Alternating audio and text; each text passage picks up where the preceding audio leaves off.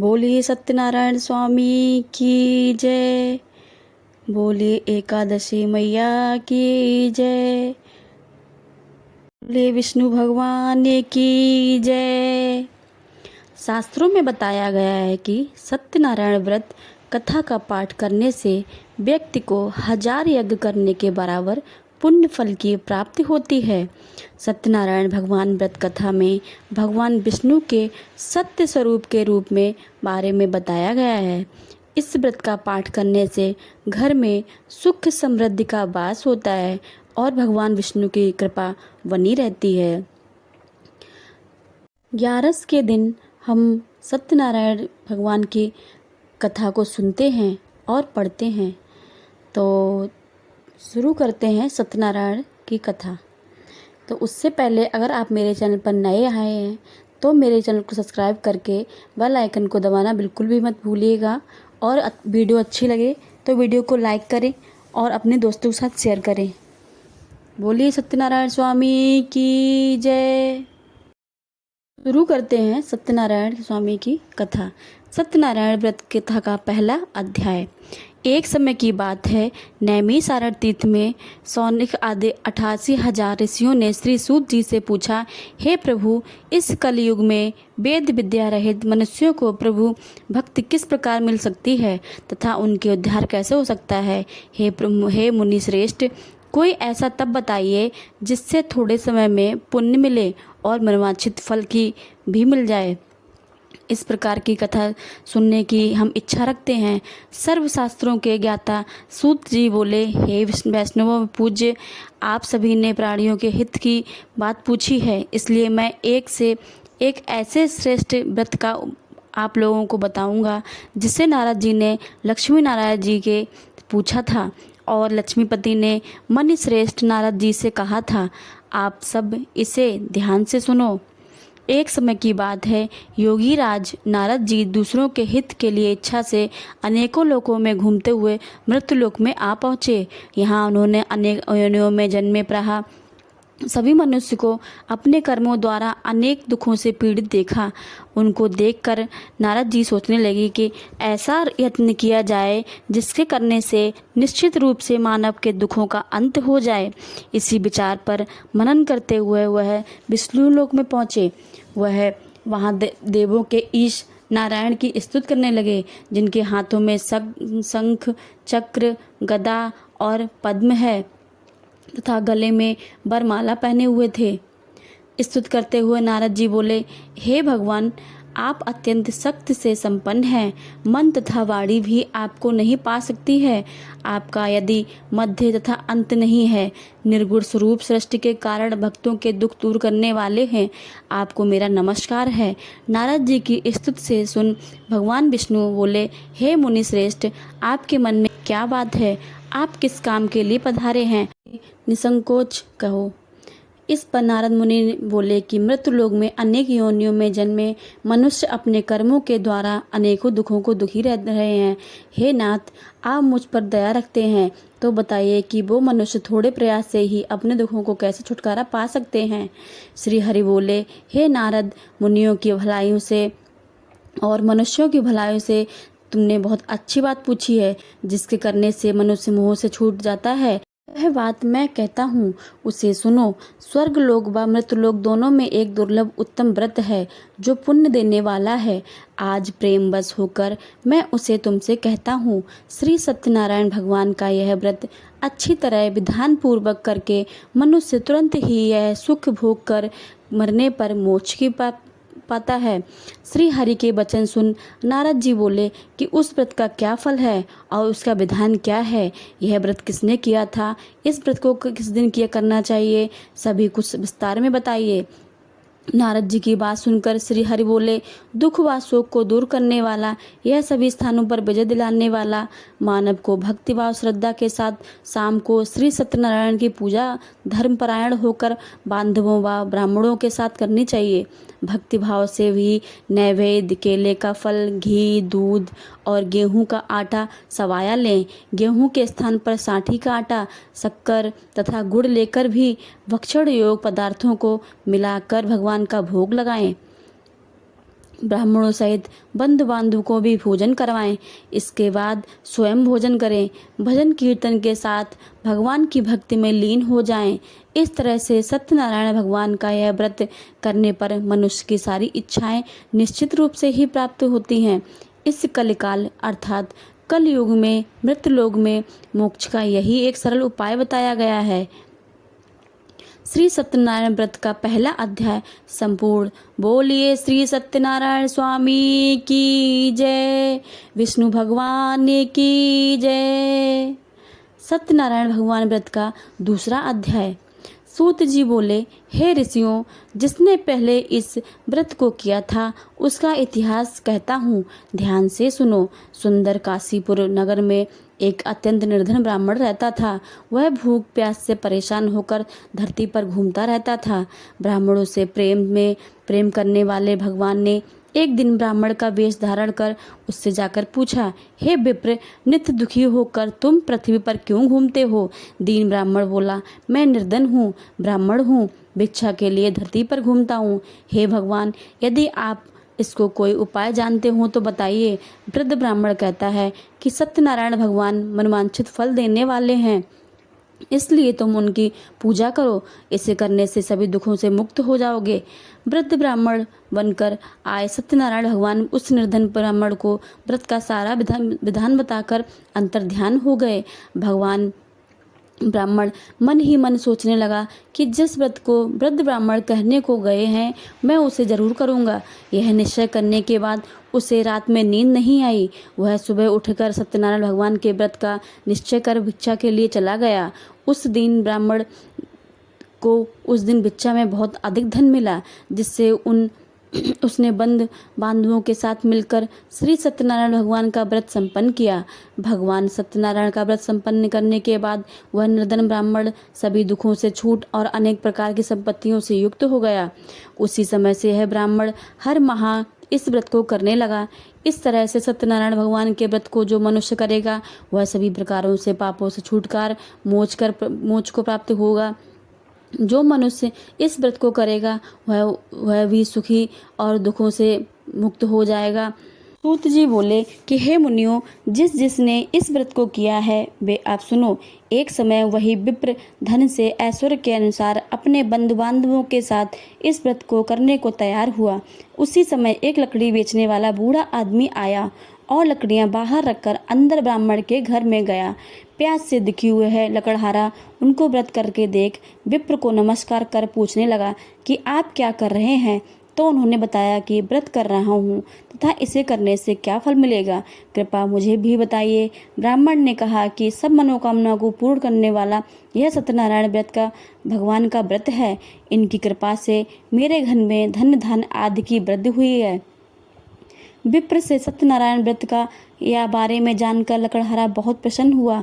चरणामृत लेकर व प्रसाद खाने के बाद वह अपने घर गया। लकड़हारे ने अपने मन में संकल्प लिया कि आज लकड़ी बेचने से जो धन मिलेगा उसी से श्री सत्यनारायण भगवान का व्रत रखूंगा। मन में इस विचार को लेकर बूढ़ा आदमी सिर पर लकड़ियां रखकर उस नगर में बेचने गया जहां धनी लोग ज़्यादा रहते थे। उस नगर में उसे अपनी लकड़ियों का पहले से अधिक 4 गुना दाम मिला। बूढ़ा प्रसन्नता के साथ दाम लेकर केले, शक्कर, घी, दूध, गुड़ और गेहूं का आटा ले आया और सत्यनारायण भगवान के व्रत की अन्य सामग्रियां लेकर अपने घर गया। उसने अपने बंधु बांधवों को बुलाकर विधि विधान से सत्यनारायण भगवान का पूजन और व्रत किया। इस व्रत के प्रभाव से वह बूढ़ा लकड़हारा धन्य पुत्र आदि से युक्त होकर संसार में समस्त सुखों को भोग अंतकाल में वैकुंठ धाम चला गया। श्री सत्यनारायण व्रत कथा का दूसरा अध्याय संपूर्ण। बोलिए श्री सत्यनारायण भगवान की जय, विष्णु भगवान की जय, लक्ष्मी माता की जय। सत्यनारायण भगवान व्रत की कथा का तीसरा अध्याय। सूत जी बोले, हे श्रेष्ठ मुनियों, अब आगे की कथा कहता हूँ। पहले सबसे उल्कामुख नाम का एक बुद्धिमान राजा था। वह सत्यवक्ता और जितेंद्रिय था। प्रतिदिन देव स्थानों पर जाता और निर्धन को धन देकर उनके कष्ट दूर करता था। उसकी पत्नी कमल के समान मुख वाली और सती साध्वी थी। भद्रशील नदी के तट पर उन दोनों ने श्री सत्यनारायण भगवान का व्रत किया। उसी समय साधु ने एक वैश्य आया। उसके पास व्यापार करने के लिए बहुत सा धन था। राजा को व्रत करते देख वह विनय के साथ पूछने लगा, हे राजन, भक्तिपूर्वक होकर आप यह क्या कर रहे हैं? मैं सुनने की इच्छा रखता हूँ, तो आप मुझे बताइए। राजा बोला, हे साधु, अपने बांधवों और बंधु के साथ पुत्र आदि की प्राप्ति के लिए एक शक्तिमान श्री सत्यनारायण भगवान का व्रत व पूजन कर रहा हूँ। राजा के वचन सुन साधु आदर से बोला, हे राजन, मुझे इस व्रत का सारा विधान कहिए। आपकी कथा के अनुसार मैं भी इस व्रत को करूँगा। मेरी भी संतान नहीं है और इस व्रत को करने से निश्चित रूप से मुझे संतान की प्राप्ति होगी। राजा से व्रत का सारा विधान सुन व्यापार में निवृत्त होकर वह अपने घर गया। साधु वैश्य ने अपनी पत्नी को संतान देने वाले इस व्रत का वर्णन कह सुनाया और कहा कि जब मेरी संतान होगी तब मैं इस व्रत को करूँगा। साधु ने इस तरह के वचन अपनी पत्नी लीलावती से कहे। एक दिन लीलावती पति के साथ आनंदित होकर सांसारिक धर्म में प्रवृत्त होकर सत्यनारायण भगवान की कृपा से गर्भवती हुई। 10वें महीने में उसके गर्भ में एक सुंदर कन्या का जन्म हुआ। दिनों दिन वह ऐसे बढ़ने लगी जैसे शुक्ल पक्ष में चंद्रमा की कला बढ़ती है। माता पिता ने अपनी कन्या का नाम कलावती रखा। एक दिन लीलावती ने मीठे शब्दों में अपने पति को याद दिलाया कि आपने सत्यनारायण भगवान के जिस व्रत को करने का संकल्प लिया था उसे करने का समय आ गया है। आप इस व्रत को करिए। साधु बोला कि हे प्रिय, इस व्रत को मैं उसके विवाह पर करूँगा। इस प्रकार अपनी पत्नी को आश्वासन देकर वह नगर को चले गए। कलावती पिता के घर में वृद्धि को प्राप्त हो गई। साधु ने एक बार नगर में अपनी कन्या को सखियों साथ खेलते देखा तो तुरंत ही दूत को बुलाया और कहा कि मेरी कन्या के योग्य वर देखकर आओ। साधु की बात सुनकर दूत कंचन नगर में पहुंचा। वह वहां देखभाल कर लड़की के सुयोग्य बड़े पुत्र को ले आया। सुयोग्य लड़के को देख साधु ने बंधु बांधवों को बुलाकर अपनी पुत्री का विवाह कर दिया। लेकिन दुर्भाग्य की बात है कि साधु ने अभी भी श्री सत्यनारायण भगवान का व्रत नहीं किया। इस पर श्री भगवान क्रोधित हो गए और श्राप दिया कि साधु को अत्यधिक दुख मिले। अपने कार्य में कुशल साधु बनिया जमाई को लेकर समुद्र के पास स्थित होकर रत्नासारपुर नगर में गया। वहां जाकर दामाद ससुर दोनों मिलकर चंद्रकेत राजा के नगर में व्यापार करने लगे। एक दिन भगवान सत्यनारायण की माया से एक चोर राजा का धन चुरा कर भाग गया। उसने राजा के सिपाहियों को उनका पीछा करते हुए देख चुराया हुआ धन वहां रख दिया जहां साधु अपने जमाई के साथ ठहरा हुआ था। राजा के सिपाहियों ने साधु वैश्य के पास जाकर राजा का धन पड़ा देखा तो वह ससुर जमाई दोनों को बांधकर प्रसन्नता से राजा के पास ले आए और कहा कि उन दोनों चोरों को हम पकड़ लाए हैं, आप आगे की कार्रवाई की आज्ञा दें। राजा की आज्ञा से उन दोनों को कठिन कारावास में डाल गया और उनका सारा धन भी छीन लिया गया। श्री सत्यनारायण भगवान के श्राप से साधु की पत्नी भी बहुत दुखी हुई। घर में जो धन था वह चोर चुरा ले गए। शारीरिक तथा मानसिक पीड़ा व भूख और प्यास से अति दुखी होकर अन्य की चिंता से कलावती के ब्राह्मण के घर गई और श्री सत्यनारायण भगवान की का व्रत होते देख तथा फिर कथा भी सुनी। वहाँ प्रसाद भी ग्रहण किया। वह रात को घर वापस आई। माता ने कलावती से पूछा कि हे पुत्री, अब तक तुम कहाँ थी? तेरे मन में क्या है? कलावती ने अपनी माता से कहा, हे माता, मैंने एक ब्राह्मण के घर में श्री सत्यनारायण भगवान का व्रत देखा है। कन्या के वचन सुन लीलावती भगवान की पूजन की तैयारी करने लगी। लीलावती ने परिवार व बांधवों सहित सत्यनारायण भगवान का पूजन किया और उनसे वर मांगा कि मेरे पति तथा जमाई शीघ्र घर आ जाएं। साथ ही साथ प्रार्थना करने लगे कि हम सबका अपराध को क्षमा करें। श्री सत्यनारायण भगवान इस व्रत से संतुष्ट हो गए और राजा चंद्रकेतु को सपने में दर्शन दे गए तो कहा कि हे राजन, तुम उन दिनों वैश्यों को छोड़ दो और तुमने जो उनका धन लिया है उसे भी वापस कर दो। अगर ऐसा नहीं किया तो मैं तुम्हारा धन, राज्य व संतान सभी को नष्ट कर दूंगा। राजा को यह सब सुनकर अंतर्ध्यान हो गए। प्रातःकाल सभा में राजा ने अपना सपना सुनाया और फिर बोले कि वणिक पुत्रों को कैद में से मुक्त कर सभा में लाओ। दोनों ने आते ही राजा को प्रणाम किया। राजा मीठी वाणी में बोला, हे महानवो, भगवान भाग्यवश ऐसा कठिन दुख तुम्हें प्राप्त हुआ है, लेकिन अब तुम्हें कोई भय नहीं है। ऐसा कहकर राजा ने उन दोनों को नए वस्त्र भूषण पहनाए और जितना धन उनका लिया था उसका दुगना धन वापस कर दिया। दोनों वैश्यों ने अपने घर को चल दिए। ऐसे श्री सत्यनारायण व्रत कथा का तीसरा अध्याय संपूर्ण। बोलिए सत्यनारायण भगवान की जय, हरि विष्णु की जय। सत्यनारायण भगवान के व्रत का चौथा अध्याय। सूत जी बोले, वैश्य ने मंगलाचार कर अपनी यात्रा प्रारंभ की और अपने नगर की ओर चल दिया। उनके थोड़े दूर जाने पर एक दंडी वेशधारी श्री सत्यनारायण से उनसे पूछा, हे साधु, तेरी नाव में क्या है? अभिवाड़ी बड़े हंसता हुआ बोला, हे दंडी, आप क्यों पूछते हो? क्या धन लेने की इच्छा है? मेरी नाव में तो बेल पत्र पत्ते भरे हुए हैं। वैश्य के कठोर वचन सुनकर भगवान बोले, तुम्हारा सत्य वचन हो। दंडी ने ऐसे वचन कहे वह दूर चला गए और कुछ दूर जाकर समुद्र के किनारे बैठ गए। दंडी के जाने के बाद साधु वैश्य ने नित्य क्रिया के पश्चात नाव को ऊंची उठते देखकर अचंभा माना और नाव में बेल पत्र और पत्ते आदि को देख मूर्छित होकर जमीन पर गिर पड़ा। मूर्छा खुलने पर वह अत्यंत शोक से डूब गया और तब तक उसका दामाद बोला कि आप शोक न मनाएं, यह दंडी का शाप है, इसलिए हमें उनकी शरण में जाना चाहिए, तभी हमें हमारी मनोकामना पूरी होगी। दामाद की बात सुनकर वह दंडी के पास पहुंचा और अत्यंत भक्तिभाव नमस्कार करके बोला, मैंने जैसे आपसे जो जो असत्य वचन कहे थे उनके लिए क्षमा दें। ऐसा कहकर महान शोकातुर होने लगा। तब दंडी भगवान बोले, हे बड़े पुत्र, मेरी आज्ञा से बार बार तुम्हें दुख प्राप्त हुआ है, तू मेरी पूजा में से विमुख हुआ है। साधु बोला, हे भगवान, आपने आपकी माया में ब्रह्म आदि देवी देवता भी अनेक रूप को नहीं जानते हैं, तब मैं अज्ञानी कैसे जान सकता हूँ? आप प्रसन्न होइए। अब मैं समर्थ के अनुसार आपकी पूजा करूँगा, मेरी रक्षा करो और पहले जैसा समान नौका में धन भर दो। साधु वैश्य के भक्तिपूर्वक वचन सुनकर भगवान प्रसन्न हो गए और उसकी इच्छा के अनुसार वरदान देकर अंतर्ध्यान हो गए। ससुर जमाई जब नाव पर आए तो वह नाव धन से भरी हुई थी। फिर वही अपने अन्य साथियों के साथ सत्यनारायण भगवान का पूजन कर अपने नगर को चल दिए। जब नगर के नज़दीक पहुँचे तो दूत को घर में खबर करने के लिए भेज दिया।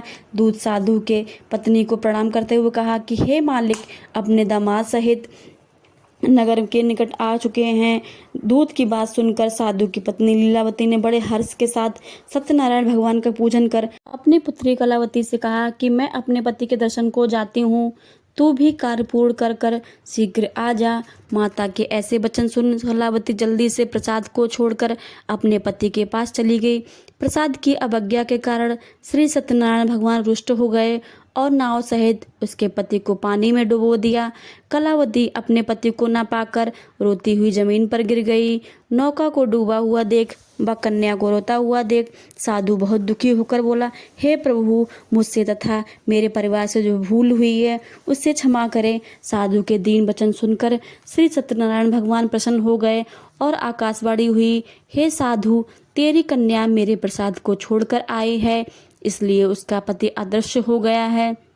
यदि वह घर जाकर प्रसाद खाकर लौटती है तो इसे उसका पति अवश्य मिल जाएगा।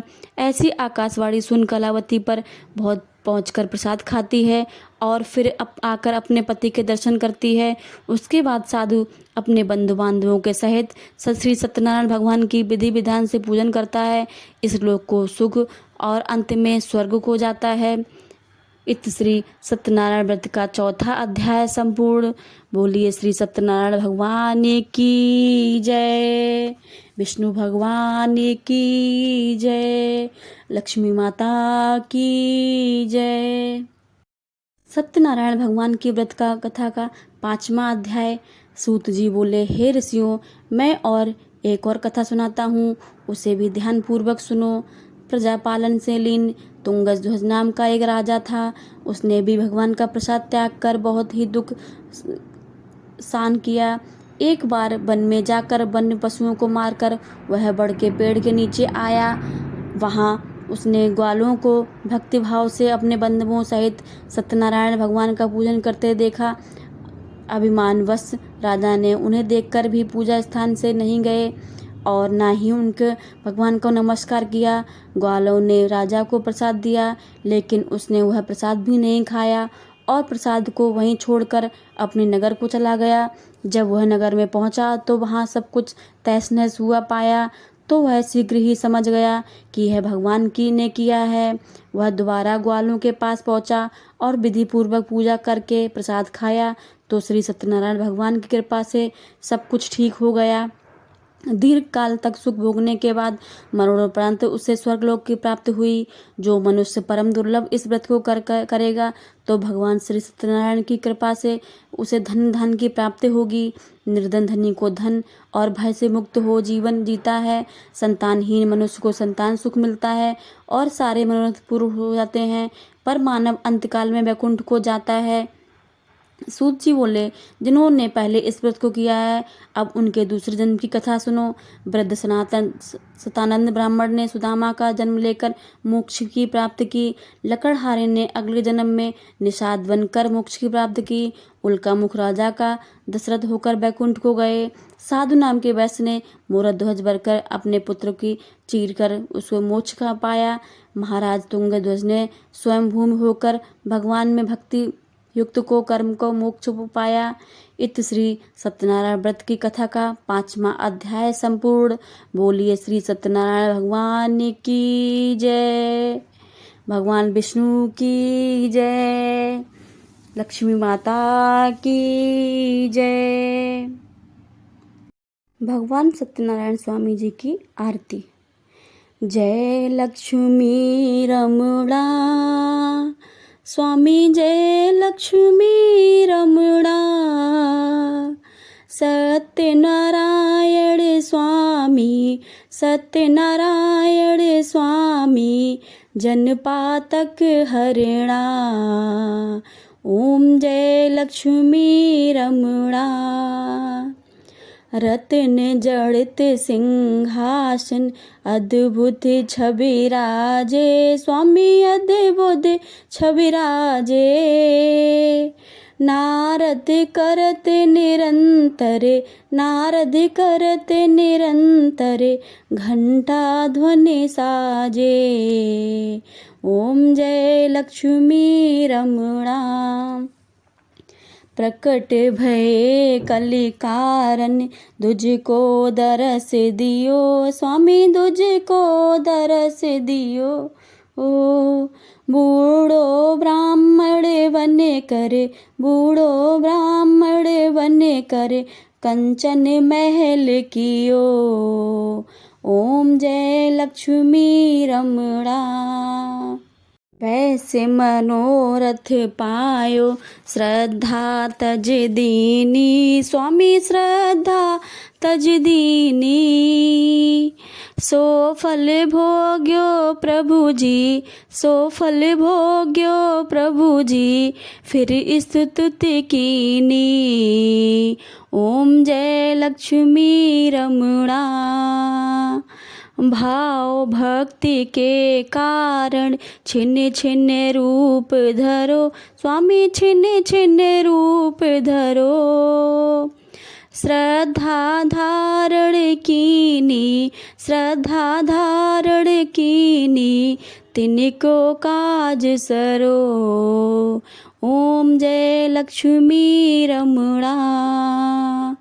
ग्वाल बाल संग राजा, वन में भक्ति करी स्वामी, वन में भक्ति करी। मन वांछित फल दीनो, मन वांछित फल दीनो, दीन दयालु हरि। ओम जय लक्ष्मी रमणा। चढ़त प्रसाद सवायो, कंदली फल मेवा स्वामी, कंदली फल मेवा। धूप दीप तुलसी से, धूप दीप तुलसी से, राजी सत्य देवा। ओम जय लक्ष्मी रमणा। श्री सत्यनारायण जी की आरती जो कोई नर गावे, स्वामी प्रेम सहित गावे।